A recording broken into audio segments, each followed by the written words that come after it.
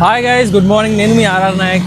అందరు ఎలా ఉన్నారు? బాగున్నారా? లేదా బాగాలేకపోయినా బాగున్నట్టు నడుస్తున్నారా? సో ఏంటి ఈరోజు బ్లాగ్ అంటే life in village as the days are going on. Content creation కోసం మనకు కావాల్సిన మనం చేసుకున్నాం. మనకు కావాల్సిన మైక్, మొబైల్ హోల్డర్, ఇంట్లో రింగ్ లైట్ అన్నీ ఉన్నాయి. అసలు లైఫ్ ఎలా సాగుతుంది? లైఫ్ చాలా అంటే చాలా బాగుంది. ఏ ప్రాబ్లమ్స్ లేవు, ప్రశాంతంగా ఇంట్లో ఉన్నాను.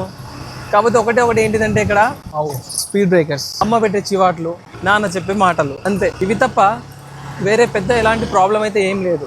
అంత బాగానే ఉంది. మార్నింగ్ చక్కగా రెడీ అయిపోవడం, విలేజ్కి వెళ్ళడం, మన వాళ్ళందరితో మాట్లాడడం, టోకెన్స్ చేయడం, ఈజీ వర్క్ అంటే బాగా చెప్పాలంటే చాలా హ్యాపీయెస్ట్ వర్క్ అనమాట. నేను చాలా హ్యాపీగా ఉన్నాను. ఎందుకంటే I got a call from my friend yesterday night. వాడు చెప్తున్నాడు దూరంగా వెళ్ళాడు, కొంచెం ఇబ్బందిగా ఉంది, ఇంటికి దూరంగా ఇస్తున్న వీటి కోసం ఇంత కష్టపడాలి, మిగిలేది ఇంత, అంతే. అదే ఊళ్ళోనే ఒక చిన్న పని చేసుకుని ఉన్నా బాగుండేది, ఏంటో ఈ జీవితం అర్థం కావట్లేదు అని అంటున్నారు. ఇలాంటి డౌట్స్ మనిషి ఎప్పుడు వస్తాయో తెలుసా? ఇప్పుడైతే అతనికి ఒక మంచి పెద్ద డ్రీమ్ లేకపోయినప్పుడు, లేదా ఓ పెద్ద డ్రీమ్ ఉన్నా ఆ డ్రీమ్ని అతను చేసుకునే అంత కెపాసిటీ లేదు, లేదా సిచ్యువేషన్స్ అనుకూలంగా లేవన్నమాట. మనం అంటే ఫినాన్షియల్ కండిషన్ అనుకోవచ్చు మనం. బట్ ఏదేమైనా we have to accept life as it is and hope తోటి ముందుకు వెళ్ళాలంతే.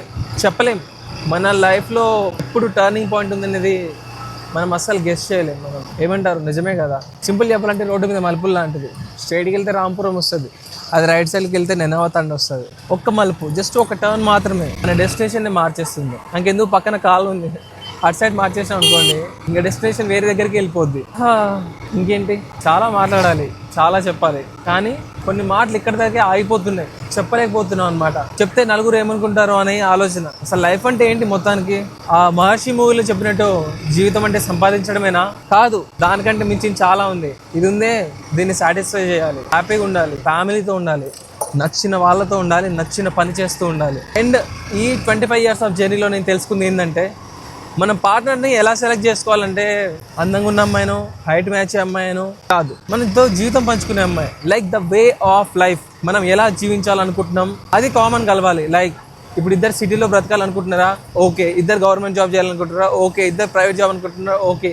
ఇద్దరు కలిసి వ్యవసాయం చేస్తూ విలేజ్లో ఒక ప్రశాంతమైన జీవితాన్ని గడపాలనుకుంటున్నారా? ఓకే. ఇది డిసైడ్ చేస్తుంది అనమాట వాళ్ళు కలిసి ఉండాలా లేదా అని చెప్పేసి. చాలా వరకు ఇలానే అవుతుంది ఈ కాలంలో. ఏంటిదంటే అబ్బాయిలందరూ మనం అప్పటిలా కష్టపడినట్టే ఇప్పుడు కూడా కష్టపడుతున్నాం. కష్టపడాలి, ఒక జాబ్ తెచ్చుకోవాలి, ఫ్యామిలీని బాగా చూసుకోవాలి, వచ్చి అమ్మాయిని బాగా చూసుకోవాలని అనుకుంటున్నాం. కానీ అమ్మాయిలు అలా లేరే. మేము చదువుతున్నాం, మేము జాబ్ చేస్తున్నాం, మేము ఎందుకు ఇప్పుడు కష్టపడాలి? చెయ్యం. మేము స్విగ్గీ, జొమాటో ఉంది ఆర్డర్ చేయడానికి, వాషింగ్ మిషన్స్ ఉన్నాయి ఉతకడానికి, అది కాకపోతే ఇంకో మెయిన్ని పెట్టుకుందాం, అంతేగాని నేను పని చేయను అని చెప్పేసి అంటున్నారు. మేము సేమ్ తండ్రులాగానే హార్డ్ వర్క్ చేయాలనుకుంటున్నాం. కానీ నేటి తరంలో ఉన్న అమ్మాయిలు మాత్రం అమ్మల్లా సఫర్ అవ్వాలనుకోవట్లేరు, అమ్మల్లా ఆ బాధను భరించాలనుకోవట్లేరు. ఆడదంటేనే భరించేది కదా, దేవుడు అవన్నీ ఇచ్చింది, ఆ సహనాన్ని తనకి ఇచ్చింది అందుకే. కానీ ఈ జనరేషన్ వాళ్ళు కూడా మొత్తం మగవాళ్ళలానే మారిపోతున్నారు అనమాట. సో దాన్ని మనం ఏం చేయలేం, అంతే. You have to just accept life as it is. Actually camera angle ఇలా సెట్ కాలేదు, కొంచెం దీన్ని పైకి పెట్టాలి ఇప్పటి నుంచి. ఎందుకంటే నేను వెళ్తున్నప్పుడు నా వ్యూ మొత్తం కనబడాలనుకుంటాను నేను. సో కనబడట్లా, దాన్ని కొంచెం మార్చాలి రేపు. అదే ఇంకో హోల్డర్ తెప్పియాలి. ఎలా అంటే ఫ్రంట్కి టర్న్ అయ్యేది, బ్యాక్ టర్న్ అయ్యేది, రెండు బాగుంది. ఈ విండ్ ఏమంటారు, విండ్ షీల్డ్ ఉంది కాబట్టి ఇప్పుడు విండ్ సౌండ్ మనకి వినిపించట్లేదు, లేదంటే ఖచ్చితంగా వినిపించేది. పెట్టి మంచి పని చేశా. కొన్ని రోజులకు ముందు ఈ పొలాలని మొత్తం అసలు పచ్చ క్రేజీగా ఉండే. కానీ అప్పుడు రైతు ఆశతో ఉన్నాడు, ఎప్పుడు కోతకు వస్తుందా అని చెప్పేసి. ఇప్పుడు అది కోతకు వచ్చేసింది, కోత కోసేసారు, మొత్తం ఎండిపోయింది, ఏం లేదు. ఇప్పుడు మొత్తం బ్యారల్, మొత్తం ల్యాండ్ మొత్తం ఖాళీ పడి ఉంది. కానీ ఇప్పుడు మళ్ళీ బాధపడుతున్నాడు. ఇప్పుడు తను పండించిన పంటకి సరైన న్యాయం జరగట్లే అని చెప్పేసి మిల్లుకు పంపిస్తారు లోడు, కరెక్టే. పంపించిన తర్వాత అక్కడ లోడ్ తక్కువ అవుతుంది, లేదా తాళంటారు, లేకపోతే డస్ట్ అంటారు, కట్ చేస్తారు, ఇంకొంచెం ఎక్కువ అంటారు. బస్తా పైన ఒక 2 kgs 2.5 kgs తీసుకుంటూ వెళ్తుంటే ఇంకా రైతుకి ఏం మిగులుతుంది? అతనే ఉన్న మనలా బిజినెస్ మ్యాన్ మల్టిపుల్ ఆప్షన్స్ పెట్టుకోవడానికి, ఆ స్టాక్స్లో ఇన్వెస్ట్ చేయడం, ఇక్కడ ఇన్వెస్ట్ చేయడం, అది ఇది ఏం లేదే. అతనికి ఇదే మొత్తం ఆధారం. కానీ ఎంత అన్యాయం జరుగుతున్నా సరే ఆయన అలానే ఉంటున్నాడు, అదే పని చేస్తున్నాడు. ఆయన సగం పొలం అమ్ముకున్నా బయటకు వచ్చి సిటీలో ఏదో ఒక పని చేసుకొని బ్రతికేయగలడు. కానీ వాళ్ళు చూస్ చేసుకున్న లైఫ్ అలాంటిది కాదే. వాళ్ళు చూస్ చేసుకున్న life separate way of life, agriculture life. వాళ్ళు అలా ఉండాలనుకుంటున్నారు, అది వాళ్ళ చాయిస్. గవర్నమెంట్ జాబ్ కానీ, ప్రైవేట్ జాబ్ కానీ, ఎక్కడైనా ఏదో కంపెనీలో వర్క్ చేయడం, లేదా బిజినెస్ అంతా చేయడం, ఇవన్నీ వాళ్ళకి ఆప్షన్స్ లేక చాలామంది చేస్తారు. కొంతమంది చాలా ఇంట్రెస్ట్తో చేస్తారు, రైట్. కానీ ఒక అగ్రికల్చర్ మాత్రం అతను ఒక చాయిస్తో చేస్తాడు. He will do by choice. అతను సెలెక్ట్ చేసుకున్నాడు నేను ఇదే చేస్తానని చెప్పేసి.